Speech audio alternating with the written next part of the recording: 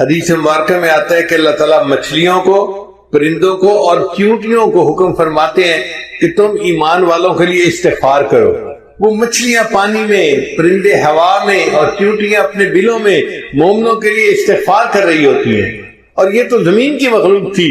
اللہ تعالیٰ نے اس سے بھی اور بڑا کرم کیا، وَيَسْتَغْفِرُونَ لِمَنْ فِي الْأَرْضِ، اللہ فرشتوں کو حکم کرتے ہیں کہ جو مومن گناہگار خطا کر بیٹھے تم ان کے لیے استغفار کرو، میں گناہ معاف کر دوں گا۔ تو فرشتے بندوں کے لیے استغفار کرتے ہیں۔ پھر ایک دوسرے کی دعا پر اللہ تعالیٰ دوسرے دوست کے مغفرت فرما دیتے ہیں۔ یہ دیکھیے جمعہ کے دن اللہ تعالیٰ پورے ہفتے کے گناہوں کو معاف فرما دیتے ہیں۔ حدیث مبارکہ میں آتا ہے کہ رمضان مبارک میں اللہ تعالیٰ پورے سال کے گناہوں کو معاف فرما دیتے ہیں۔ جس بندے نے حج کیا یا عمرہ کیا، رجع کہ یوم ولدت امہ، وہ حج سے اس طرح واپس لوٹتا ہے جیسے اس دن گناہوں سے پاک تھا جب اس کی ماں نے اس کو جنم دیا تھا۔ اللہ اس طرح گناہوں سے بندے کو پاک کر دیتے ہیں۔ حدیث مبارکہ میں آتا ہے کہ جو عورت اپنے خامن سے حاملہ ہوتی ہے تو جس لمحے اس کو حمل ہوتا ہے زندگی کے پچھلے سب گناہوں کو اللہ معاف فرما دیتے ہیں۔ پھر وہ جب بچے کو جنم دیتی ہے تو بچے کو جس وقت جنم دیتی ہے دوبارہ اس کی زندگی کے سب گناہوں کو معاف کر دیا جاتا ہے۔ پھر وہ بچے کو دودھ دیتی ہے، پالتی ہے۔ اب یہ بچہ جب بولنے کے قابل ہوتا ہے، اگر یہ بچہ سب سے پہلے اللہ کا نام زبان سے نکالے، اللہ تیسری مرتبہ پھر اس کے زندگی کے سب گناہوں کو معاف فرما دیتے ہیں۔ تو اس سے تو پتہ چلتا ہے کہ اللہ تعالیٰ کی رحمت تل گئی ہے بندوں کے گناہوں کو معاف کرنے کے لیے۔ یعطیک ربک فترضی، اے میرے محبوب صلی اللہ علیہ وسلم، اللہ تجھے اتنا عطا کرے گا کہ تو راضی ہو جائے گا۔ ہمارے مرشد عالم نے اس کو ترجمہ یوں فرماتے تھے سمجھنے کے لیے کہ وَلَسَوْفَ يُعْتِيكَ رَبُّكَ فَتَرْضَى، اللہ تجھے اتنا دے گا کہ تو بس بس کرے گا۔ ہوتا ہے نا، آپ اپنے ایک برتن میں دودھ لے رہے ہیں اور دودھ ڈالنے والا اتنا ڈالتے ہے کہ وہ کنارے تک آ جاتا ہے تو لینے والا کہتا ہے بس بس بس بھائی۔ تو اس آیت کا ترجمہ یہی ہے، اللہ فرماتے ہیں میرے محبوب اللہ تجھے اتنا دے گا کہ تو بس بس کرنے لگ جائے گا۔ جب نبی علیہ السلام پر یہ آیت اتری تو نبی علیہ السلام نے فرمایا کہ اللہ نے مجھ سے وعدہ کیا ہے میں تجھے اتنا دوں گا کہ تو بس بس کرے گا، اور میں اس وقت تک راضی نہیں ہوں گا جب تک میرا آخری امتی بھی جنت میں نہیں چلا جائے گا۔ اللہ اکبر کبیرہ۔ چنانچہ حدیث پاک میں آتا ہے کہ محشر کا میدان ہوگا، فرشتے کہیں گے نبی علیہ السلام کو کہ آپ ممبر کے اوپر بیٹھیے۔ نبی علیہ السلام ممبر پر نہیں بیٹھیں گے، کیوں؟ ایسا نہ ہو کہ میں ممبر پر بیٹھوں اور ممبر جو ہے اس کو اڑا کر جنت پہنچا دیا جائے اور میری امت کا پیچھے حساب باقی رہ جائے۔ نبی علیہ السلام انتظار کریں گے کہ جب حساب مکمل ہو جائے گا تب میں ممبر پر بیٹھوں گا، پھر میں جنت میں جاؤں گا۔ چنانچہ نبی علیہ السلام نے ایک مرتبہ دعا مانگی کہ یا اللہ میری امت کا حساب میرے سپرد فرما دیجیے۔ اللہ تعالیٰ نے پوچھا میرے محبوب صلی اللہ علیہ وسلم آپ ایسی دعا کیوں کر رہے ہیں؟ اللہ یہ دعا میں اس لیے کر رہا ہوں کہ میں نہیں چاہتا قیامت کے دن میری امت کے گناہوں سے باقی دنیا واقف ہو۔ جب میں نے حساب لینا ہوگا تو میں حساب لے لوں گا اور کسی کو پتہ بھی نہیں چلے گا کہ میری امت کے کرتوت کیا تھے۔ تو اللہ تعالیٰ نے فرمایا میرے محبوب صلی اللہ علیہ وسلم آپ کی امت کا حساب میں ہی لوں گا، مگر میں اس طرح گناہوں کو معاف کروں گا کہ جب آپ کی امتی قیامت کے دن آئیں گے بڑے بڑے گناہ پہلے ہی معاف ہو چکے ہوں گے۔ تو دیکھیے سکرات موت سے گناہ معاف ہوتے ہیں، ضبط قبر سے گناہ معاف ہوتے ہیں، قیامت کے دن کی جو وحشت ہوگی اس سے بھی امت کے گناہ معاف ہوں گے، اور امت جب نبی اسلام کے سامنے پیش ہوگی تو ان کے گناہ معاف ہو چکے ہوں گے۔ اور اگر کوئی رہ بھی گیا ہوگا تو حدیث پاک میں آتا ہے اللہ تعالیٰ ایک بندے کو بلائیں گے اور اس کے گرد نور کی چادر تان دیں گے، جیسے کنات لگا دی جاتی ہے نا تو نور کی کنات لگ جائے گی۔ اب جب نور کی کنات لگ جائے گی تو باقی مخلوق کو کچھ پتہ نہیں چلے گا اندر کیا ہے، مگر اندر اللہ تعالیٰ اس بندے کو اس کے گناہ گنوائیں گے، یہ بھی گناہ کیا، یہ بھی کیا، یہ بھی کیا۔ وہ مانتا رہے گا حتیٰ کہ اس بندے کو یہ گمان ہوگا کہ آج میں جہنم سے نہیں بچ سکتا، میرا ایک ایک گناہ گنوایا گیا۔ جب اللہ سب گناہ گنوا دیں گے پھر فرمائیں گے کہ تو گناہ کرتا تھا مگر معافیاں بھی مانگتا تھا، ہم نے دنیا میں بھی تیری پردہ پوشی فرمائی اور مخلوق سے تیرے گناہوں کو اوجھل رکھا، ہم آج بھی تیرے گناہوں کو پردہ پوشی کرتے ہیں اور ان کو نیکیوں میں تبدیل کر دیتے ہیں۔ جب چادر ہٹے گی تو دنیا دیکھے گی کہ اس بندے کے نامہ اعمال میں کوئی گناہ ہی نہیں، تو لوگ کہیں گے شاید یہ انبیاء میں سے کوئی نبی ہے جس نے معصوم زندگی گزاری اور اس کے نامہ اعمال میں کوئی گناہ ہی نہیں، حالانکہ وہ نبی علیہ السلام کی امت کا گناہگار امتی ہوگا۔ اور ایک حدیث پاک میں ہے کہ اللہ تعالیٰ ایک بندے کو بلائیں گے اور اس کے چھوٹے چھوٹے گناہ گنوائیں گے، وہ چپ رہے گا۔ جب چھوٹے چھوٹے گناہ سارے گنوا دیں گے پھر اللہ فرمائیں گے اچھا ہم نے تیرے گناہوں کو نیکیوں میں تبدیل کر دیا۔ جب اللہ فرمائیں گے ہم نے تیرے گناہوں کو نیکیوں میں تبدیل کر دیا، وہ کہے گا یا اللہ میرے بڑے گناہ تو ابھی باقی ہیں۔ حدیث مبارکہ میں ہے کہ نبی علیہ السلام نے جب یہ حدیث سنائی تو آپ اتنا کھلا کر ہنسے کہ صحابہ کو آپ کی داڑھیں جو تھی وہ بھی نظر آنے لگے کہ دیکھو چھوٹے چھوٹے گناہ گنوا رہے تھے تو چپ کھڑا تھا، جب کہا گناہ نیکیوں میں تبدیل کرتے ہیں تو کہتے ہیں جی میرے بڑے گناہ تو ابھی سارے باقی ہیں۔ تو اللہ تعالیٰ یوں امت کے گناہوں کو نیکیوں میں تبدیل فرما دیں گے۔ چنانچہ کچھ امتی ایسے ہوں گے جن کو اللہ تعالیٰ قیامت میں عرش کا سایہ عطا فرمائے۔ 7 تو وہ حضرات ہیں جن کا ایک ہی حدیث میں تذکرہ ہے اور باقی وہ لوگ ہیں جن کا مختلف اور احادیث میں تذکرہ ہے۔ ان تمام کا مجموعہ میں آج آپ کے سامنے کر دیتا ہوں تو آپ حیران ہوں گے کہ اتنے لوگ عرش کے سائے میں ہوں گے کہ لگتا ہے کہ ہر بندہ کہیں نہ کہیں فٹ ہو ہی جائے گا۔ ایک امام عادل جو بادشاہ ہو مگر انصاف کرنے والا ہو، اس کو اللہ تعالیٰ عرش کا سایہ عطا فرمائیں گے۔ ایک نوجوان جو جوانی میں عبادت کرنے والا ہو۔ اب طلباء مدرسے میں جتنے ہوتے ہیں یہ جوانی کے عالم میں اللہ کی عبادت کرنے والے ہوتے ہیں۔ اس کا مطلب یہ کہ مدارس کے طلباء تو سارے کے سارے ہی عرش کے سائے کے نیچے ہوں گے۔ پھر جس بندے کا دل مسجد میں اٹکا ہوا ہو، کہ ایسے بوڑھے ہوتے ہیں نا، بڑھاپے میں اور تو کام ہوتا کوئی نہیں تو وہ نمازوں کے لیے مسجد میں جاتے ہیں اور مسجد کے کھوٹے بن جاتے ہیں، تو جن کا دل مسجد میں اٹکا ہوا ہو وہ بھی قیامت کے دن عرش کے سائے کے نیچے ہوگا۔ وہ 2 شخص جو اللہ کے لیے ایک دوسرے سے محبت کرتے ہوں گے، جیسے 2 طالب علم ہیں یا 2 پیر بھائی ہیں، اللہ کے لیے ایک دوسرے سے محبت، یا شیخ کو مرید کے ساتھ محبت ہوتی ہے یا مرید کو شیخ کے ساتھ، استاد کو شاگرد کے ساتھ، شاگرد کو استاد کے ساتھ، تو یہ دونوں بھی جنت کے سائے میں ہوں گے۔ اب آپ بتائیے اتنی باتیں گنوانے سے کتنے لوگ ہیں جو عرش کے سائے کے نیچے آنے کے مستحق بن گئے۔ پھر فرمایا کہ جو بندہ چھپ کے صدقہ کرے، یعنی صدقہ کرے اور کسی کو بتائے نہیں۔ کتنے مخیر حضرات ہیں یا ادارے کے معاونین ہوتے ہیں جو تعاون کرتے ہیں اور بتاتے کسی کو نہیں ہے، تو ایسا بندہ بھی قیامت کے دن عرش کے سائے کے نیچے ہوگا۔ اور پھر وہ بندہ جو تنہائی میں اللہ کو یاد کرے اور اس کی آنکھوں میں سے آنسو آ جائیں۔ نوجوان طلباء غلطیاں کر بیٹھتے ہیں لیکن کئی مرتبہ تہجد میں تنہائی میں یہ بیٹھ کے اس پر افسوس کرتے ہیں، توبہ طائب ہوتے ہیں اور دعا مانگتے ہوئے ان کی آنکھوں سے آنسو آ جاتے ہیں، تو ان لوگوں کو بھی اللہ تعالیٰ عرش کا سایہ عطا فرمائیں گے۔ پھر اگر کسی مرد کو عورت گناہ کی دعوت دے اور وہ کہے انی اخاف اللہ، میں اللہ سے ڈرتا ہوں، یا عورت کو مرد اپنی طرح متوجہ کرے اور وہ کہے کہ نہیں میں اللہ سے ڈرتی ہوں، تو یہ مرد اور یہ عورت بھی قیامت کے دن عرش کے سائے کے نیچے ہوں گے۔ پھر اگر کسی بندے نے قرضہ لیا مگر قرضہ دینے میں اس کو مشکل ہو رہی ہے اور وہ اپنے قرض دار کو کہتا ہے کہ جی مجھے تھوڑی مہلت اور دے دو، تو قرضہ ادا کرنے میں مہلت دینے والا مقروض بندے کو یہ بھی قیامت کے دن عرش کے سائے کے نیچے ہوگا۔ پھر ایک بندہ تو تجارت میں سچ بولتا ہو تو اس سچ بولنے پر اللہ تعالیٰ اس کو قیامت کے دن عرش کا سایہ عطا فرمائے گا۔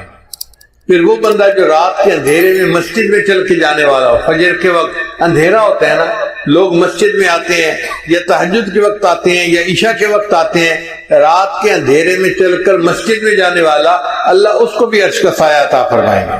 پھر یتیم کی پرورش کرنے والا، یہ تو ایک عام سی بات ہے، ہر دوسرے چوتھے گھر میں کوئی نہ کوئی یتیم پل رہا ہوتا ہے، کسی کی بہن کا بیٹا ہوتا ہے، کسی کے بھائی کا بیٹا، کہیں بہن پالتی ہے کہیں بھائی پالتا ہے، تو گھروں میں یتیم ہمارے پلتے ہیں، یہ ایک عام سی بات ہے۔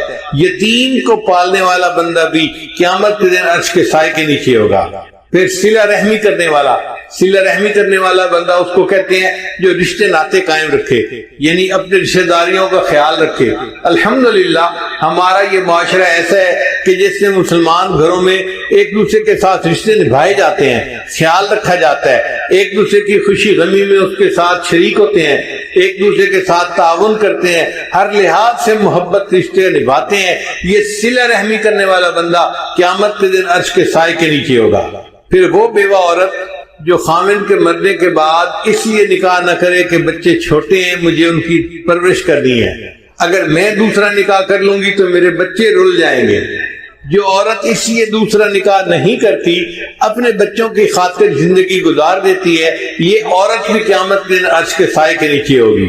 پھر وہ بندہ جو اللہ کے راستے میں جاگتا ہو، وہ بھی قیامت کے دن عرش کے سائے کے نیچے ہوگا۔ پھر وہ کام کرنے والا بندہ جو رشوت نہ لیتا ہو، یہ بھی قیامت کے دن عرش کے سائے کے نیچے ہوگا۔ وہ بندہ جو سودی کاروبار نہ کرتا ہو، یہ بھی قیامت کے دن عرش کے سائے کے نیچے ہوگا۔ پھر وہ بندہ جو مسلمان کے غم کو دور کرے، ضروری نہیں کہ مال پیسے سے غم دور ہوتا ہے، غم زدہ بندے کو دو میٹھے بول دو نا، اس کا غم کم ہو جاتا ہے، اس کو تسلی دینا، اس کو تشفی کر، اس سے محبت کی بات کر لینا، میٹھی بات کر لینا، اس کا دل کا غم دور ہو جاتا ہے۔ مومن کے دل کا غم دور کرنے والا یہ بندہ، یہ بھی قیامت کے دن عرش کے سائے کے نیچے ہوگا۔ پھر کثرت سے درود شریف پڑھنے والا، اب طلباء کثرت سے درود شریف پڑھتے ہیں، ایک ایک حدیث میں کتنی بار صلی اللہ علیہ وسلم یہ درود شریف ہے، تو اس پر اللہ تعالیٰ ان کو قیامت کے دن عرش کا سایہ عطا فرمائیں گے۔ پھر سنت کو زندہ کرنے والا، جو بندہ نوجوانی میں آج چہرے کے اوپر داڑھی سجاتا ہے، یہ سنت کو زندہ کرنے والا نوجوان ہے، اس کو اللہ تعالیٰ اس عمل کے بدلے قیامت کے دن عرش کا سایہ عطا فرمائیں گے۔ پھر نماز کے وقت کا خیال رکھنے والا، جو باجماعت نماز پڑھتے ہیں، صاف ظاہر ہے وہ اپنی گھڑیاں دیکھتے رہتے ہیں، وقت کا خیال کرتے ہیں اور وقت پہ پہنچتے ہیں، ان کو تکبیر اللہ میں شامل ہونا ہوتا ہے۔ اللہ اس تکبیر اللہ کی پابندی سے اس کو بھی قیامت کے دن عرش کا سایہ عطا فرمائیں گے۔ ایسے لگتا ہے کہ اللہ تعالیٰ نے عرش کا سایہ بنایا ہی امت محمدیہ کے لیے ہے۔ سچی بات تو یہ ہے کہ ہر بندہ کہیں نہ کہیں عرش کے سائے میں آنے والے لوگوں میں فٹ ہو جاتا ہے۔ تو رحمت للعالمین دیکھیے نبی اسلام کی کہ انہوں نے اللہ سے دعائیں مانگی اور اللہ نے ان کی امت کے لیے ایسے آسانیاں فرما دی۔ نبی اسلام امت کے لیے بہت دعائیں مانگا کرتے تھے۔ حدیث مبارکہ میں آتا ہے کہ نبی اسلام نے ایک مرتبہ دریا کے کنارے نماز ادا فرمائی، سفر سے آ رہے تھے، تو جب آپ نے نماز پڑھی تو آپ نے دیکھا کہ ایک چڑیا آئی اور ریت کے 2-3 ذرات اس نے اپنی چونچ میں لیے اور دریا کے اوپر چل کے چلی گئی۔ پھر دوبارہ آئی، پھر اس نے 2-4 ذرات اپنی چونچ میں لیے، پھر اڑ کے چلی گئی۔ جب 2-4 دفعہ ایسا ہوا تو نبی علیہ السلام متوجہ ہوئے کہ یہ چڑیا کیا کر رہی ہے، تو جبریل السلام آئے، انہوں نے آ کے بتایا، اے اللہ کے نبی وسلم، آپ امت کی بخشش کی دعائیں کرتے ہیں، اللہ نے آپ کو ایک منظر دکھا دیا ہے کہ یہ چونچ میں جو ذرے لیتی ہے تو وہ چند ذرے ہوتے ہیں، اور یہ جا کر دریا کے اوپر پھینکتی ہے تو دریا کو پتہ ہی نہیں چلتا کہ ذرے پھینکے گئے یا نہیں پھینکے گئے۔ تو اللہ نے آپ کو دکھایا ہے آپ کی امت کے گناہ وہ ریت کے ذرات کی مانند ہیں، اور اللہ کی رحمت تو اس دریا کی مانند ہے، وہ ساری امت کے گناہوں کو بھی معاف کر دے تو دریا کو پتہ ہی نہیں چلے گا۔ کہتے ہیں کہ ایک مچھر کسی بیل کے سینگ پہ بیٹھ گیا تھا، پھر اس نے اڑتے ہوئے اس سے سوری کی کہ سوری میں آپ کے سینگ کے اوپر بیٹھا رہا، تو بیل نے کہا، او میاں مجھے تو پتہ بھی نہیں چلا کہ تو بیٹھا بھی تھا یا نہیں بیٹھا تھا۔ اگر مچھر کے وزن کا بیل کو پتہ نہیں چلتا تو ہمارے گناہوں کا اللہ کی رحمت کے سامنے کوئی حیثیت ہی نہیں ہے۔ اللہ چاہے تو سب کے گناہوں کو معاف فرما دے۔ اور اللہ تعالیٰ نے ایک وعدہ فرمایا ہے، یوم لا یخزی اللہ النبی والذین آمنوا معہ، قیامت دن اللہ تعالیٰ اپنے نبی علیہ السلام کو اور ان کے ساتھ جو ایمان لانے والے ہوں گے ان کو رسوا نہیں کرے گا۔ تو اللہ نے مومنوں سے وعدہ کیا ہے کہ وہ ان کو قیامت میں رسوا نہیں کرے گا۔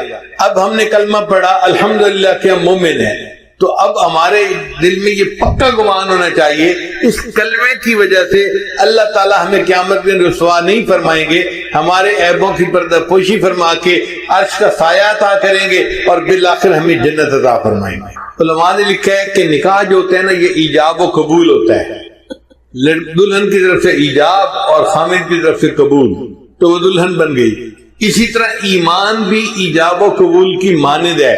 جب نکاح ہوتے ہیں نا تو دلہا دلہن کو لے کے اپنے گھر آ جاتا ہے، کیونکہ ایجاب و قبول ہو چکا. جس نے کلمہ پڑھا ایمان لے آیا گویا اس نے اللہ کے ساتھ ایجاب و قبول کر لیا. اب اللہ اس بندے کو اپنے گھر جنت میں لے کر جائیں گے کلمے کی بنیاد پر. باقی عمل سارے ایک طرف رکھ دیں.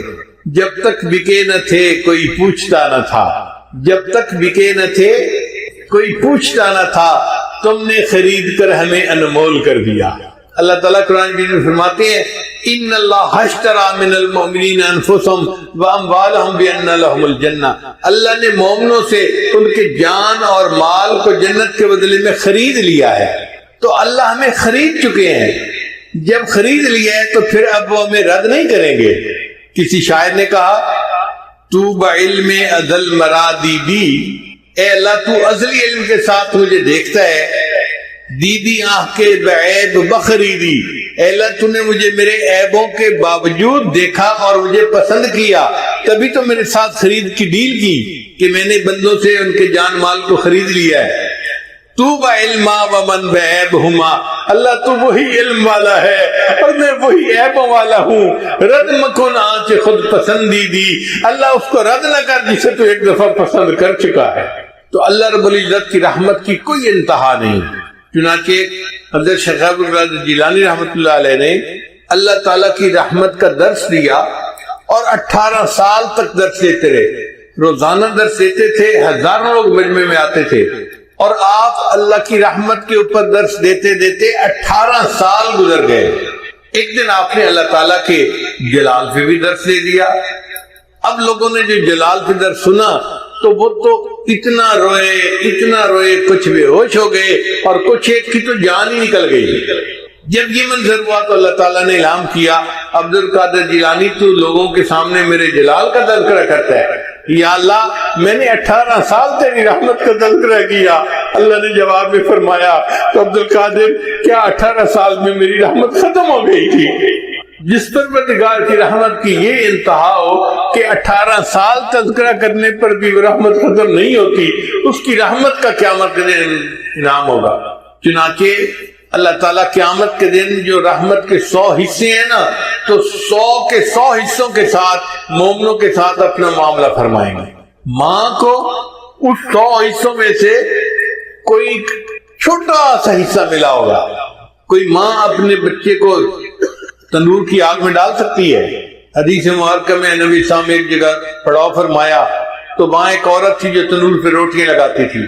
وہ ملنے کے لیے آئی, کہنے لگی میں آپ سے ایک بات پوچھنا چاہتی ہوں, میں ماں ہوں, میں جب روٹیاں لگاتی ہوں میرا بچہ تنور کے قریب آتا ہے تو میں اس کو دور رکھتی ہوں. میں چاہتی نہیں کہ گرم ہوا بھی میرے بچے کو لگ جائے. اگر میں گرم ہوا بچے کو لگنا پسند نہیں کرتی تو اللہ تو بندے سے بہت محبت کرتے ہیں, وہ اپنے بندوں کو جہنم میں کیسے ڈالے گا؟ تو نبی علیہ السلام کی مبارک آنکھوں میں آنسو آ گئے. نبی علیہ السلام نے جواب دیا اللہ تعالیٰ تو نہیں چاہتے کہ بندے جہنم میں جائیں, مگر جو اپنے پاؤں پہ خود کلہاڑی مارے اس کا کیا کیا جا سکتا ہے. وما ظلمهم اللہ ولکن كانوا انفسهم یظلمون, اللہ نے ان پہ ظلم نہیں کیا, انہوں نے اپنی جانوں پہ خود ظلم کیے ہیں. تو ہم گناہ کرتے ہیں اور پھر توبہ کرنا بھول جاتے ہیں, یہ ہماری کوتاہی ہوتی ہے, ورنہ اللہ تعالیٰ تو معاف کرنے کے لیے تیار ہے. ایک گناہ میرا ماں پیو ویکھے تے دیوین دیس نکالا, ایک گناہ میرا ماں پیو ویکھے تے دیوین دیس نکالا, تے لکھ گناہ میرا اللہ ویکھے تے او پردے پاون والا. اللہ لاکھوں گناہ بندے کے دیکھتے ہیں, بندے پہ پردے ڈال دیتے ہیں. جے ویکھاں اپنے عملہ وال تے کچھ نہیں میرے پلے, جے ویکھاں اپنے عملہ وال تے کچھ نہیں میرے پلے, جے ویکھاں تیری رحمت وال تے بلے بلے بلے. اس لیے اللہ تعالیٰ سے اس کی رحمت کی ہمیشہ امید رکھیں, استغفار کرتے رہیں, توبہ کرتے رہیں, مگر دل میں یہ حسن ظن رکھیں. ہمیں موت اس حال میں آئے کہ اللہ کے ساتھ ہمیں حسن ظن ہو کہ اللہ ہمیں ضرور معاف کر دے گا اور رحمت کا معاملہ فرمائے گا. ہمارے علاقے کا ایک واقعہ ہے, میں سنا دیتا ہوں.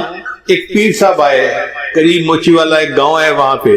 تو پیر صاحب نے سوچا کہ دیہاتی لوگ نماز بھی نہیں پڑھتے اور باقی نیک اعمال بھی اتنے نہیں کرتے, تو ان کو مسجد میں بلائیں اور تقریر کر کے ان کو نصیحت کی جائے. چنانچہ انہوں نے اعلان کروا دیا کہ بھئی لوگوں آؤ آج پیر صاحب تقریر کریں گے اور لوگ ان کی تقریر سنیں گے. کوئی 100 کے قریب دیہاتی جمع ہو گئے. جب تقریر شروع ہونے لگی تو ایک بوڑھا سا اٹھا, کہنے لگا پیر صاحب میں ان پڑھ جاہل جٹ بتان ہوں, اگر مجھے کوئی بات سمجھ نہ آئے تو کیا میں سوال پوچھ سکتا ہوں؟ ان کا ہاں پوچھ لینا. اب پیر صاحب نے بیان شروع کیا. پیر صاحب نے بیان کرتے ہوئے موت کا تذکرہ کیا, پھر حشر کا تذکرہ کیا, پھر انہوں نے کہا کہ دیکھو پل صراط ہوگی جو بال سے زیادہ باریک اور تلوار سے زیادہ تیز ہوگی. ہم بھی اپنے بچپن میں اپنے والدین سے یہی سنا کرتے تھے کہ پل صراط ہوگی جو بال سے زیادہ باریک اور تلوار سے زیادہ تیز ہوگی. تو جب پیر صاحب نے یہ کہا نا تو وہ بوڑھا کھڑا ہو گیا, کہنے لگا پیر صاحب مینوں تو لگتا ہے ایک کوڑے. ان کا نہیں کتابوں میں لکھا ہوا ہے, فلاں کتاب میں فلاں کتاب میں. تو کہتے اچھا لکھے ہوئے کتابیں؟ انہوں نے کہا لکھے ہوئے ہے. اکھے پیر صاحب موڑ ان آنکھوں چاہنا کہ اللہ سائیں دی پار تے پاون دی نیت کا ہی نہیں. بھئی اگر بال سے زیادہ باریک ہے اور تلوار سے زیادہ تیز ہے تو پھر یوں کہو کہ اللہ تعالیٰ کی پار گزارنے کی نیت ہی نہیں ہے. خیر بات آئی گئی ہو گئی. پھر پیر صاحب نے تقریر شروع کی کہ بھئی نیکی کرو گناہوں سے بچو, اگر نہیں نیکی کرو گے گناہ کرو گے تو پہلے اللہ تمہیں دوزخ میں ڈالے گا اور جب سزا مل جائے گی اس کے بعد پھر تمہیں جنت میں اللہ تعالیٰ ڈالے گا. جب انہوں نے یہ بات کی نا تو بوڑھا پھر کھڑا ہو گیا, پیر صاحب مینوں لگتا ہے ایک کوڑ ہے. ان کا بھئی وہ کیسے؟ کہنے لگا پیر صاحب گل دسو, میرے گھر جو پڑا آوے تے میں انہوں 5-7 لتر مارا, موڑا کھا بھجیا ککڑ کھا لے اور کھا لئی سی. اور پیر صاحب اللہ جنہوں بخشنے اس بخشی چھوڑنے اس کو ہی نہیں سزا دے گی اس نے. تو جیسے اس بوڑھے کو اللہ کی رحمت کے ساتھ اس سے ظن تھا نا کہ اللہ نے جب بخشنا ہے تو بخش ہی دینا ہے. اللہ کی رحمت کا اتنا ظہور ہوگا کہ ہمارے اندازے سے باہر. حضرت قاری محمد طیب رحمۃ اللہ لکھتے ہیں کہ اتنا ظہور ہوگا کہ ایک موقع آئے گا شیطان سر اٹھا کر دیکھے گا شاید میری بھی بخشش ہو جائے گی. شیطان کو بھی امید لگنے لگے گی کہ شاید میری بھی بخشش ہو جائے. اتنا اللہ کی رحمت کا ظہور ہوگا. مفسرین نے لکھا ہے کہ اللہ تعالیٰ بندوں کا حساب تو لیں گے جو ان کے حق ہیں. جب سب سے بندوں کے حساب حقوق العباد کا حساب لے لیا جائے گا تو فرشتے کہیں گے اللہ حقوق العباد کا حساب ہو چکا, اب صرف حقوق اللہ باقی ہیں. اللہ فرمائیں گے اچھا اگر صرف میرے حق باقی ہیں نا تو میں کریم ہوں, مجھے حساب لیتے ہوئے حیات ہی ہے. جس نے کلمہ پڑھا اس کو کہو کہ وہ چلا جائے جنت میں. ربما یود الذین کفروا لو کانوا مسلمین. یہ وہ وقت ہوگا جب ہر کافر دل میں یہ تمنا کرے گا کاش میں نے بھی کلمہ پڑھا ہوتا. اس وقت ہمیں احساس ہوگا کہ یہ کلمہ کتنی بڑی نعمت ہے جس کے پڑھنے پر اللہ نے ہمارے لیے جنت کے دروازے کھول دیے. ایک بزرگ لکھتے ہیں کہ قیامت کے دن اللہ تعالیٰ گناہگاروں میں اپنی رحمت کو تقسیم کریں گے تو فرشتے پوچھیں گے یا اللہ اب کس بندے کو کتنی رحمت دینی ہے. تو ہو سکتا ہے اللہ تعالیٰ قانون یہ بتا دے کہ بھئی جس کے گناہ جتنے زیادہ ہیں اس کو رحمت بھی اتنے حساب سے دے دو. تو جو زیادہ گناہگار ہوں گے نا اس کو زیادہ رحمت میں سے حصہ ملے گا.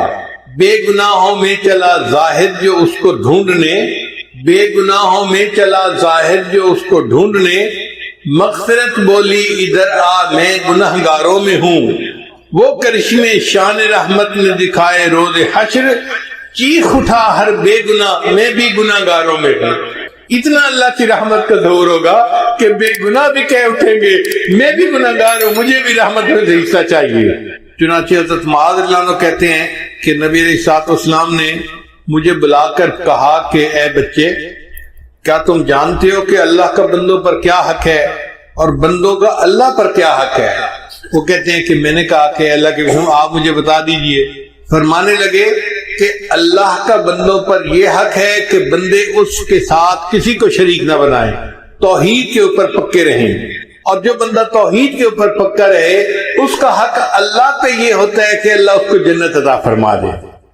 ما من احد یشہد اللہ الہ الا اللہ وان محمد رسول اللہ صدقا من قلبہ الا حرمہ اللہ علی النار. یہ بخاری اور مسلم کی روایت ہے کہ جو بندہ دل کی سچائی کے ساتھ لا الہ الا اللہ محمد رسول اللہ پڑھ لیتا ہے اللہ تعالیٰ دوزخ کی آگ اس کے اوپر حرام کر دیتے ہیں. ایک مرتبہ سیدنا ابو ہریرہ انہوں نے دیکھا کہ نبی اسلام گھر پہ نہیں تھے تو وہ ڈھونڈنے کے لیے نکلے. بنی نجار کا ایک باغ تھا, تو اس کے اندر نبی علیہ السلام تشریف فرما تھے, اور اس باغ کا جو پانی تھا نا وہ ایک کھالی کے ذریعے سے باہر نکلتا تھا. وہاں سے دیوار تھوڑا ٹوٹی ہوئی تھی. ابو ہریرہ دروازے کی طرف جاتے اور اندر جاتے تو دیر لگ جاتی, ان کو جلدی تھی. وہ اس نالی سے خالی جس کو کہتے ہیں نا, وہاں سے باغ کے اندر داخل ہو گئے اور نبی علیہ السلام کے پاس حاضر ہوئے. تو نبی علیہ السلام نے فرمایا کہ ابو ہریرہ, من قال لا الہ الا اللہ دخل الجنہ, جس نے لا الہ الا اللہ کہہ دیا وہ جنت میں سیدھا جائے گا. تو ابو ہریرہ نے کہا, اے اللہ کے وسعت میں لوگوں کو بتا دوں؟ فرمایا ہاں بتا دو. اے اللہ کے وسعت میں ان کو بتاؤں گا, وہ کہیں گے تیرے پاس اس کی دلیل کیا ہے؟ تو نبی علیہ السلام نے اپنے نالین مبارک, اپنے جوتے مبارک دیے کہ یہ میرے جوتے لے جاؤ, یہ دکھا دینا کہ نبی علیہ السلام نے یہ دے کر مجھے بھیجا ہے. اب ابو ہریرہ اس باغ سے باہر نکلے, آگے عمر رضی اللہ عنہ سے ملاقات ہو گئی. تو ابو ہریرہ نے بتایا کہ نبی علیہ السلام نے فرمایا جس نے کہا لا الہ الا اللہ دخل الجنہ, جو لا الہ الا اللہ پڑھ لے گا اللہ اس کو جنت میں داخل کریں گے. تو عمر رضی اللہ عنہ پہ انتظام غالب تھا, انہوں نے ان کو جو دھکا دیا تو ابو ہریرہ تو پیچھے جا کے گرے, کہنے لگے اچھا میں جا کے نبی علیہ السلام کو شکایت لگاتا ہوں. ادھر ابو ہریرہ پہنچے اور ادھر عمر رضی اللہ عنہ بھی پہنچ گئے. ابو ہریرہ نے بتایا کہ اللہ کے وسلم میں نے ان کو بتایا تھا تو انہوں نے مجھے دھکا دیا اور میں گر گیا. تو نبی علیہ السلام نے پوچھا عمر تو نے ایسا کیوں کیا؟ تو عمر رضی اللہ عنہ نے جواب دیا, اخشا ان یتکل الناس علیہا, اے اللہ کے وسلم مجھے ڈر ہوا کہ اگر اس طرح کھول کے بتا دیں گے کہ لا الہ الا اللہ کہنے پر جنت مل جائے گی تو پھر لوگ عمل کرنے سے پیچھے رہ جائیں گے, سستی کریں گے. اس لیے میں نے کہا تھا کہ فخلہم یعملون, تو اس بات کو نہ کر, لوگوں کو عمل کرنے دے. تو واقعی بات ایسی ہے. نبی علیہ السلام نے یہ بات سن کے ثبوت فرما لیا. ایک واقعہ میں نے کتابوں میں پڑھا تھا حضرت شبلی رحمۃ اللہ علیہ کا, لیکن میں اس کو نقل کرنے سے ڈرتا تھا. ایک مرتبہ رائے وینڈ کے سالانہ اجتماع میں حضرت مولانا محمد مسلم, مولانا محمد اسلم ملتانی, انہوں نے یہ واقعہ سنایا رائے وینڈ کے سالانہ اجتماع میں. اس کے بعد یہ واقعہ میں نقل کر دیتا ہوں. کتاب میں لکھا ہوا تھا کہ اللہ تعالیٰ کے اپنے اولیاء کے ساتھ بہت معاملات ہوتے ہیں, اللہ تعالیٰ ان سے کبھی کبھی دل لگی بھی فرماتے ہیں. تو ایک مرتبہ اللہ تعالیٰ نے شبلی پر الہام فرمایا, شبلی کیا تو چاہتا ہے کہ میں تیرے عیب لوگوں پر واضح کر دوں, تجھے دنیا میں کوئی منہ لگانے والا نہ رہے؟ شبلی کیا تو چاہتا ہے کہ میں تیرے عیب لوگوں کے اوپر ظاہر کر دوں تو تجھے دنیا میں کوئی منہ لگانے والا نہ رہے؟ وہ بھی آگے ناز کے انداز میں تھے, کہنے لگے اللہ کیا تو چاہتا ہے کہ میں تیری رحمت کھول کر لوگوں کو بتا دوں تجھے دنیا میں کوئی سجدہ کرنے والا نہ رہے؟ جب یہ الہام ہوا, جب یہ بات کی تو فوراً الہام ہوا, شبلی نہ تو میری بات کہنا نہ میں تیری بات کہتا ہوں. تو واقعی اگر اللہ تعالیٰ کی رحمت کا ہمیں صحیح پتہ چل جائے تو ہم تو سستی میں پڑ جائیں کہ اللہ نے معاف تو کر ہی دینا ہے. اس لیے جو لگا ہوا ہے وہ لگا رہے اور معافی مانگتا رہے, کیونکہ گناہ کر کے معافی نہ مانگنا اس کا بڑا نقصان یہ ہے کہ موت کے وقت ایمان سلب کر لیا جاتا ہے. تو گناہ کرنے کے بعد پھر اس پر رونا دھونا یہ ہماری ذمہ داری ہے. اگر ہم روتے رہیں گے, دھوتے رہیں گے اور ایمان کے اوپر موت آ گئی تو آپ سمجھیں کہ انشاءاللہ اللہ تعالیٰ اس کلمے کی برکت سے ہمیں بالآخر جنت عطا فرمائے گا. ایک اور حدیث مبارکہ سن لیجئے. حضرت ابو ذر غفاری عنہ حاضر خدمت ہوئے نبی السلام کی. نبی السلام آرام فرما کر اٹھے تھے تو نبی السلام نے انہیں بتایا کہ جبریل السلام میرے پاس خوشخبری لائے کہ جو شخص لا الہ الا اللہ محمد رسول اللہ کہے پھر اسی عقیدے پر اس کی موت آئے وہ جنت میں داخل ہوگا. جب نبی السلام نے یہ بتایا تو ابو ذر غفاری عنہ نے آگے سے سوال کیا, اے اللہ کے حبیب صلی اللہ علیہ وسلم, وَإِن سَرِقَ وَإِن زَنَا وَسَرِقَ, کیا اگر اس نے چوری کی اور زنا کیا پھر بھی جنت میں جائے گا؟ نبی اسلام نے فرمایا ہاں پھر بھی جنت میں جائے گا. انہوں نے پھر دوسری دفعہ پوچھا, نبی اسلام نے پھر یہی جواب دیا. انہوں نے تیسری دفعہ پوچھا, نبی اسلام نے پھر جواب دیا. پھر انہوں نے چوتھی مرتبہ پوچھا, نبی اسلام نے فرمایا ہاں پھر جنت میں جائے گا اگرچہ ابو ذر کی ناک خاک آلود ہو. یعنی جس نے کلمہ پڑھا اگر وہ چوری اور زنا جیسا جرم بھی کر بیٹھا اور وہ اللہ سے معافیاں مانگتا ہے, استغفار کرتا ہے تو وہ جنت میں جائے گا اگرچہ ابو ذر کی ناک خاک آلود ہو. اس کا مطلب یہ کہ یہ کلمہ ایسی نعمت ہے کہ اگر ہم اللہ کے ساتھ حسن ظن رکھیں گے، اللہ کی رحمت کی امید دل میں رکھیں گے اور اللہ سے مانگتے رہیں گے تو کلمے کی برکت سے اللہ ہمیں جنت عطا فرمائے گا۔ اس لیے کہتے ہیں اللہ جتنی تیری بڑی ذات اتنی بڑی میری آس۔ اللہ، یہ فکرہ ذرا ذہن میں ایک دفعہ کہہ دیجئے، اللہ جتنی بڑی تیری ذات اتنی بڑی میری آس۔ اللہ جتنی بڑی تیری ذات اتنی بڑی میری آس۔ تیری ذات جتنی بڑی ہے میری تیرے ساتھ آس بھی اتنی بڑی ہے۔ اللہم مغفرتک اوسع من ذنوبی ورحمتک ارجا عندی من عملی۔ ہمیں عملوں پہ بھروسہ نہیں ہے، تیری رحمت پہ بھروسہ ہے۔ تو اگر چاہے گا تو ہماری کشتی کو کنارے لگا دے گا۔ اب میں اپنی بات کو مکمل کرتا ہوں دو بزرگوں کی عبارت سنا کے، توجہ کے ساتھ سنیے گا۔ تقویت الایمان کتاب ہے، اس میں حضرت شاہ اسماعیل شہید رحمۃ اللہ فرماتے ہیں کہ دنیا میں بڑے بڑے گنہگار گزرے ہیں، یہ ان کی کتاب کی عبارت ہے، طلباء توجہ کے ساتھ سنیں۔ دنیا میں بڑے بڑے گنہگار گزرے ہیں، جیسے فرعون، حامان، نمرود اور شیطان۔ جیسے فرعون، حامان، نمرود اور شیطان۔ اگر کوئی شخص ساری دنیا کے گناہوں کا ارتکاب کر لے مگر توحید کے اوپر قائم رہے کہ اللہ کے ساتھ کسی کو شریک نہیں بناتا تو اس کے سارے گناہ معاف کر دیے جائیں گے۔ یعنی بندہ توحید کے اوپر پکا رہے، ساری دنیا کے گناہ بھی اگر کر لے اللہ اس توحید کی برکت سے اس کے سارے گناہوں کو معاف فرما دیں گے۔ اور دوسرے بزرگ ہیں حضرت مجد الثانی رحمۃ اللہ علیہ، وہ اپنے مکتوب میں فرماتے ہیں اور عجیب لکھتے ہیں، فرماتے ہیں اس فقیر کو محسوس ہوا ہے کہ اگر سارے عالم کو صرف ایک مرتبہ کلمہ پڑھنے پر بخش دے تو اس کی بھی گنجائش موجود ہے۔ یعنی ساری مخلوق کے تمام گناہوں کو اللہ ایک مرتبہ کلمہ پڑھنے پر معاف کر دے تو اس کی بھی گنجائش موجود ہے۔ اب آپ بتائیے یہ کلمہ پڑھنا کتنی بڑی نعمت ہے کہ ایک مرتبہ کلمہ پڑھنے پر اللہ ساری مخلوق کے سارے گناہوں کو معاف کر دے تو اس کی بھی گنجائش موجود ہے۔ اگر یہ کلمہ اتنا اعلیٰ ہے تو بھی ہمیں بھی چاہیے کہ ہم دن میں رات میں آتے جاتے چلتے پھرتے لا الہ الا اللہ، لا الہ الا اللہ، لا الہ الا اللہ اس کا ذکر کرتے رہیں تاکہ اللہ تعالی ہمارے بھی گناہوں کو معاف فرما دے۔ ایمان والو، تم سب کے سب اللہ کے سامنے توبہ کرو تاکہ تم فلاح پا جاؤ۔ چنانچہ ابن تیمیہ رحمۃ اللہ علیہ نے الایمان الاوسط ایک کتاب ہے، اس میں 10 اسباب بتائے ہیں جن سے انسان کے گناہ معاف ہوتے ہیں۔ یہ 10 اسباب ہمیں زبانی یاد ہونے چاہیے تاکہ ہم ان کے ذریعے سے اپنے گناہوں کی بخشش کا بندوبست کر لیں۔ سب سے پہلا سبب استغفار۔ استغفار کہتے ہیں کہ اپنے گزرے ہوئے گناہوں پر نادم ہونا۔ شریعت نے کہا الندم توبۃ، ندامت یہ توبہ ہے، اور حدیث مبارکہ میں ہے کہ قیامت کے دن سب سے زیادہ خوش انسان وہ ہوگا من وجد فی صحیفتہ استغفارا کثیرا، جس کے نام اعمال میں کثرت کے ساتھ استغفار لکھا ہوا ہوگا۔ تو ہمیں کثرت سے استغفار پڑھنا چاہیے۔ چنانچہ ایک شخص حضرت حسن اللہ عنہ کے پاس آیا، حضرت بہت گناہ گار ہوں، کوئی عمل بتائیں۔ فرمایا استغفار پڑھو۔ ایک اور آدمی آیا، حضرت بارش نہیں ہو رہی، کوئی عمل بتائیں۔ فرمایا استغفار پڑھو۔ پھر ایک آدمی آیا کہ حضرت بہت قرضہ چڑھ گیا، دعا کریں کہ کوئی اسباب بن جائیں رزق کے، مال کے، تاکہ قرضہ اتر جائے۔ فرمایا استغفار پڑھو۔ پھر ایک شخص آیا کہ حضرت دعا کریں اللہ مجھے بیٹا دے دے۔ فرمایا استغفار کرو۔ ایک آدمی آیا میرا باغ ہے، دعا کریں کہ میرا پھل زیادہ لگے۔ فرمایا استغفار کرو۔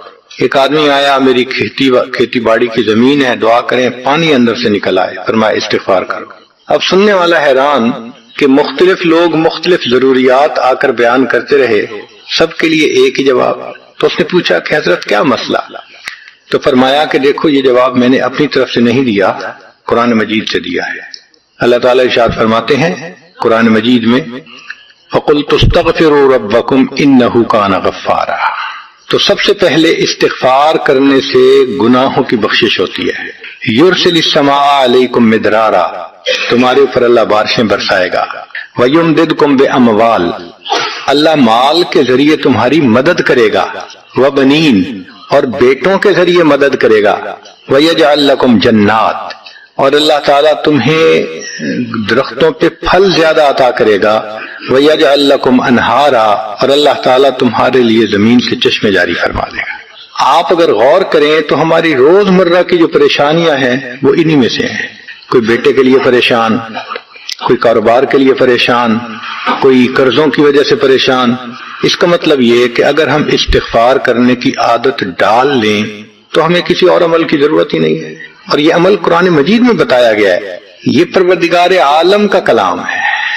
ہم استغفار کم کرتے ہیں، کم از کم 100 مرتبہ صبح اور شام استغفار کا کرنا معمول بنا لینا چاہیے۔ آپ لوگ ڈرائیو کرتے ہیں اپنے دفتر جاتے ہوئے تو راستے میں جو آدھا گھنٹہ لگتا ہے اس میں کیا کرنا ہوتا ہے؟ بعض لوگ نعت سن لیتے ہیں، تلاوت سن لیتے ہیں، وہ بھی عبادت ہے، لیکن اس سے زیادہ بہتر یہ ہے کہ انسان خود پڑھے کچھ۔ تو اگر اس دوران آپ استغفر اللہ ہی پڑھتے رہیں تو سینکڑوں دفعہ استغفار نامہ اعمال میں لکھا جائے گا، اور اگر پورا پڑھ لیں استغفر اللہ ربی من کل ذنب واتوب الیہ تو یہ سونے پہ سہاگے والی بات ہے۔ تو اپنے ٹائمنگز کو ایسے ایڈجسٹ کریں کہ اس میں درود استغفار کثرت کے ساتھ آپ پڑھ سکیں، کیونکہ حدیث پاک میں یہ فرمانا کہ قیامت کے دن وہ بندہ بہت خوش ہوگا جس کے نام اعمال میں استغفار زیادہ ہوگا۔ دوسرا سبب ہے توبہ۔ توبہ اور استغفار بہت قریب ہیں، ان میں لائن آف ڈیمارکیشن ڈالنا تھوڑا ڈیفیکلٹ ہے، مگر علماء نے لکھا ہے کہ استغفار پچھلے گناہوں پہ ریپینٹنس کو کہتے ہیں، اور توبہ آئندہ گناہوں کو کمٹ نہ کرنا، اس کی کمٹمنٹ کرنا، عزم کرنا، اس کو کہتے ہیں۔ توبہ عزم جازم، ایک عہد کرنا کہ میں نے آج کے بعد گناہ نہیں کرنا، یہ توبہ کہلاتا ہے۔ تو گویا توبہ کا تعلق آئندہ گناہ نہ کرنا، استغفار کا تعلق پاسٹ کے ساتھ ہے کہ میں نے جو کیا برا کیا، اللہ بس میری غلطی کو پلیز معاف کر دیں، اس کو استغفار کہتے ہیں۔ اور یہ استغفار کا حکم اللہ رب العزت نے اپنے حبیب صلی اللہ علیہ وسلم کو دیا، فسبح بحمد ربک واستغفرہ، حکم ہے، صیغہ ہے امر کا۔ اللہ کے محبوب صلی اللہ علیہ وسلم کو اگر یہ حکم ہے تو سوچئے پھر ہمیں استغفار کرنے کی کتنی ضرورت ہے۔ توبہ ہر بندے پہ کرنی ضروری، چنانچہ کافر ہے تو وہ کفر سے توبہ کر کے مسلمان بن جائے، مومن ہے گناہوں سے توبہ کر کے نیک بن جائے۔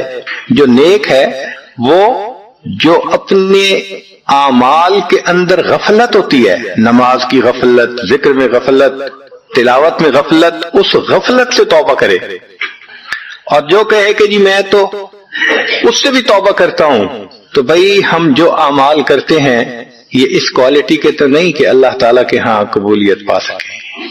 اب پھر استغفار کرنا کہ اللہ اس کو قبول کر لیجئے، کیونکہ اللہ کے محبوب صلی اللہ علیہ وسلم نے فرمایا ما عبدنا کا حق کا عبادتک، اے اللہ ہم نے عبادت نہیں کی جیسے عبادت کرنے کا حق تھا۔ اگر سید الاولین والآخرین صلی اللہ علیہ وسلم یہ فرماتے ہیں، ہم کس کھیت کی گاجر مولی ہیں، ہماری عبادتیں کیا عبادتیں ہیں؟ تو استغفار کرنا، توبہ کرنا ہم میں سے ہر بندے پر لازم ہے۔ تیسری چیز جس سے کہ گناہ معاف ہوتے ہیں، الحسنات الماحیہ، نیکیاں۔ جو انسان نیک اعمال کرتا ہے تو گناہ دھل جاتے ہیں۔ نیک اعمال کی مثال صابن کی ہے، گناہوں کی مثال میل کی سی ہے۔ صابن جتنا زیادہ لگتا ہے اتنا میل دھل جاتی ہے۔ ان الحسنات یذہبن السیئات، یہاں شیطان دھوکہ دیتا ہے۔ مثلا اگر کوئی بچہ تعلیم پا رہا ہے مگر کوئی گناہ بھی کرتا ہے، تیرے علم کا کیا فائدہ، گناہ تو چھوڑتا نہیں۔ بھائی اگر گناہ کرتے ہیں تو علم تو الٹا ان گناہوں کو دھوئے گا، وہ علم ہی چھڑوا دیتا ہے تاکہ دھونے کا مسئلہ ہی نہ رہے۔ اب عورت سوچے گی میں پردہ تو کرتی نہیں، نمازوں کا کیا فائدہ، یہ دھوکہ ہے شیطان کا۔ بھئی آپ نمازیں پڑھتی رہو، اس نمازوں کی برکت سے اللہ پھر پردے کی بھی توفیق دے دیں گے۔ تو نیکی نہیں چھوڑنی چاہیے کبھی بھی، یہ سوچ کے جی میں اچھا تو ہوں نہیں، کیا فائدہ؟ فائدہ ہے، جب اللہ فرما رہے ہیں کہ نیکیاں گناہوں کو دھو دیتی ہیں، بھئی گناہ تو ہم چھوڑتے نہیں اور نیکی آرام سے چھوڑ دیتے ہیں، یہ کہاں کی لاجک ہے؟ تو اس لیے نیکی بھاگ بھاگ کے کرنی چاہیے۔ اگر گناہ ہے تو نیکی اور زیادہ کریں، تاکہ نیکی کی برکت سے گناہوں کی ظلمت ختم ہو جائے اور دھل جائے۔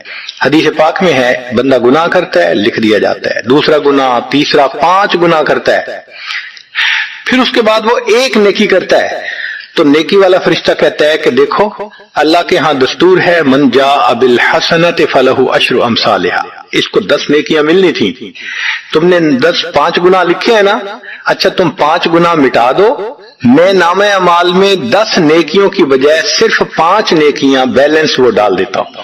چنانچہ 5 گناہ مٹا دیے جاتے ہیں، 5 نیکیاں نامہ اعمال میں لکھ دی جاتی ہیں۔ اس لیے خوب نیکی کرنی چاہیے تاکہ اللہ تعالیٰ گناہوں کی ظلمت سے ہمیں محفوظ فرما دے۔ چوتھی چیز جس سے کہ گناہ معاف ہوتے ہیں، دعاء المؤمنین للمؤمن، جو ایمان والے ایک دوسرے کے لیے دعائیں کرتے ہیں اس سے بھی گناہ معاف ہوتے ہیں۔ چنانچہ عمر لانو جا رہے تھے عمرے کے لیے، نبی علیہ السلام نے فرمایا اے بھائی ہمیں اپنی دعاؤں میں نہ بھولنا، تو نبی علیہ السلام نے امت کو تعلیم دی کہ ایک دوسرے کو دعاؤں کے لیے کہنا چاہیے۔ یہ بہت اچھی عادت ہے کہ جب کسی سے ملیں جی ہمیں اپنی دعاؤں میں یاد رکھیں، والدین کو کہنا، بڑوں کو کہنا، دوستوں کو کہنا، کیا معلوم کس کی مانگی ہوئی دعا کام آ جائے۔ اس دعا کا فائدہ ہوتا ہے نا، تبھی تو قرآن مجید میں دعا سکھائی گئی، ربنا اغفر لنا وَلِإِخْوَانِنَا الَّذِينَ سَبَقُونَا بِالْإِيمَانِ، اے اللہ جو ہم سے پہلے ایمان والے چلے گئے ان کی بھی مغفرت فرما دے۔ تو فائدہ ہوتا ہے تو قرآن نے دعا سکھائی ہے نا، تو ایمان والوں کی دعاؤں سے دوسرے ایمان والوں کو فائدہ ہوتا ہے۔ حدیث پاک میں ہے دوست کی دعا دوست کے پیٹھ پیچھے رد نہیں کی جاتی، کیوں؟ اس میں خلوص ہوتا ہے۔ تو اس لیے حدیث پاک میں ہے، مسلم شریف کی روایت ہے کہ اگر کوئی آدمی فوت ہو جائے اور 40 آدمی جنازہ پڑھ لیں جو ایمان والے ہوں، توحید والے ہوں، فرمایا ما من رجل مسلم يموت فيقوم على جنازته 40 رجلا لا يشركون بالله شيئا الا شفعهم الله فيه، اللہ 40 بندوں کی نماز جنازہ کو قبول کر کے میت کی مغفرت فرما دیتے ہیں۔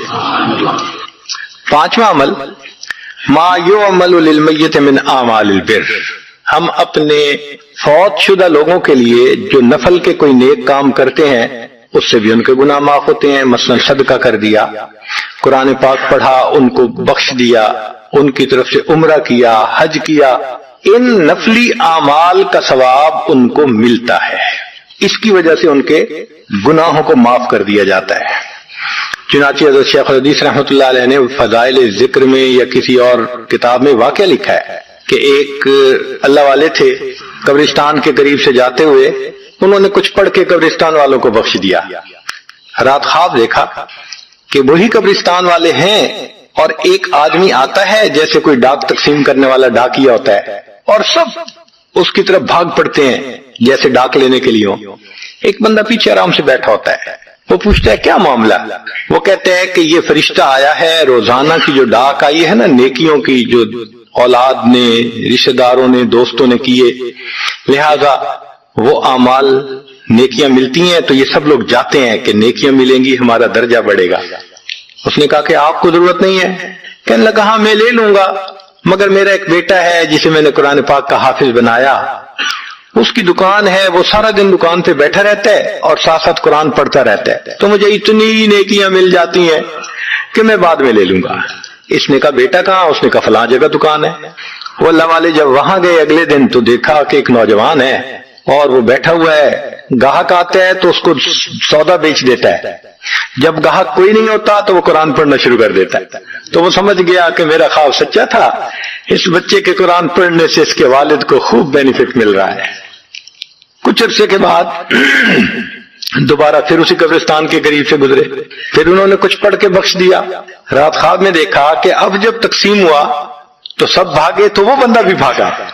انہوں نے کہا آپ بھی بھاگ رہے ہو؟ کہنے لگا ہاں میں اس لیے بھاگ رہا ہوں کہ میرا وہ بیٹا فوت ہو گیا، اب مجھے قرآن پڑھ کے بخشنے والا کوئی ایسا ہے نہیں، تو جو عام ایمان والوں کا ثواب آتا